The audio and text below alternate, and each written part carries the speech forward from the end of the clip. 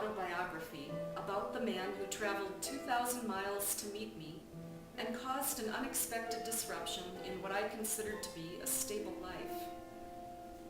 I was a woman in her 30s, married to her high school sweetheart, with 3 young sons. When I awoke to my destiny, it led to the breakup of my marriage, the sacrifice of my children, and a test of my personal fortitude.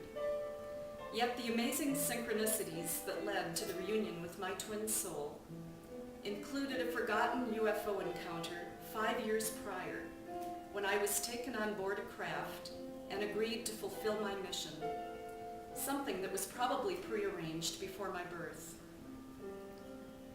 When I decided to share my story with the world, I realized I might be exposing myself to criticism because of some of the decisions I made along my life path.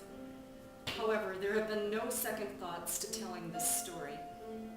When I was married to Jeff and had 3 beautiful sons to raise, the last thing on my mind was finding my soulmate. It therefore was rather distressing when Ethan Miller stepped into my life. From what he has told me, he felt much the same way.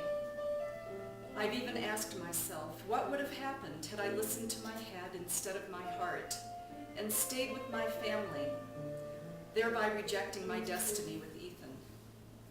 The answer I've always received is doom. Nobody knows for sure, but I feel that something in my soul would have died, and I never would have been able to resume the life I had before, because I never would have been able to get over it. I never would have been able to find happiness apart from the one who satisfied that deepest longing my spirit couldn't deny. Much has been made about the concept of soulmates. I actually consider several people in my life to be my soulmates, including my 3 sons, some close friends, my parents and siblings, to name a few. We come together as a soul cluster, time and again, with different roles, perhaps even different genders, in order to work through the scenarios that we hope will help us choose a path that brings balance to our divine selves. Sometimes we even agree to play the dark role in order to help a very dear soul succeed at a difficult challenge that will enable him or her to graduate and to move on. That's why it is so important that we not judge. I know that in my lifetime there were people who couldn't see beyond the fact that I left my kids.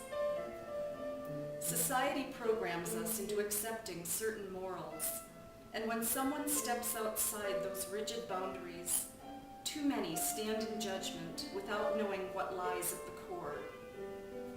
I too have been guilty of judging myself as well as others, but I now know that there is more to this 3D hologram that we call life on planet Earth.